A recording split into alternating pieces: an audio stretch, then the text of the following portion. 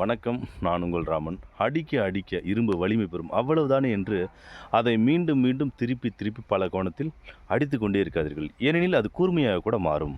அதாவது ஒரு இரும்பு இருக்குன்னா அது அடிக்க அடிக்க வலிமை பெறும். அவ்வளோதான் நினச்சி இவன் திருப்பி திருப்பி பல கோணத்தில் அடிச்சுக்கிட்டே இருப்பான். அது என்ன தெரியுமா மாறும்? கூர்மையாக மாறிடும். அங்கே என்ன தெரியுமா நடக்கும்? அந்த இரும்பு இவன் திருப்பி திருப்பி அடிச்சுக்கிட்டு இருந்த அந்த இரும்பு கூர்மையாக மாறி ஆயுதமாக மாறிடும். அதுக்கப்புறம் தயாரித்த அவனே கை வைக்க யோசிக்கணும். ஏன்னா ஒரு ஆயுதமாக மாறிட்டா அது குத்தி கையை கிழிச்சிரும். அதுபோல தான் ஒரு உண்மையானவன் தன்னோட வேலையை பார்த்துட்டு போயிட்டே இருக்கான்னா நீங்கள் அவனை விட்டுருங்க. பல கோணத்தில் விமர்சனம் பண்ணிக்கிட்டே இருப்பீங்க. அவன் மன உளைச்சல் ஆகிட்டானா விட்டுருங்க. அதை விட்டுட்டு இன்னும் 4-5 பேரை கூட்டு சேர்த்திக்கிட்டு பல கோணத்தில் அவனை விமர்சனம் பண்ணிக்கிட்டே இருக்காதீங்க. அவன் இதை சொன்னான் அதை சொன்னான்னு அவன் மேலே போய் வீண் பழியை சுமத்தி அவனை மன உளைச்சலுக்கு ஆளாக்குவீங்க. அந்த இடத்துல என்ன தெரியுமா நடக்கும்?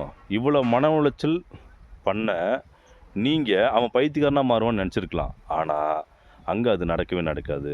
அவன் புத்தி கூர்மையாகி அவன் அதிபுத்திசாலியாக மாறிடுவான். அதுக்கப்புறம் நீங்களே அவன் பக்கம் போய் நின்று பேச யோசிக்கிற மாதிரி ஆகிடும். எதிரிகளையும் துரோகிகளையும் கண்டு நீங்கள் ஆயத்தமாக இருப்பதை விட ஆயுதமாக இருக்க கற்றுக்கொள்ளுங்கள். எதிரிகளையும் துரோகிகளையும் கண்டு நீங்கள் ஆயுதமாக இருப்பதை விட ஆயுதமாக இருக்க கற்றுக்கொள்ளுங்கள்.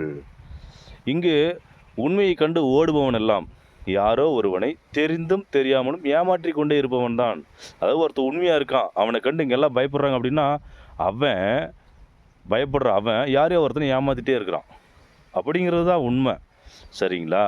அதனால தான் நான் மீண்டும் சொல்கிறேன், வீரனாக இருக்கும் உன்னை கண்டு பயப்படுபவர்களை விட உண்மையை கண்டு பயப்படுபவர்கள் தான் இங்கு அதிகம்.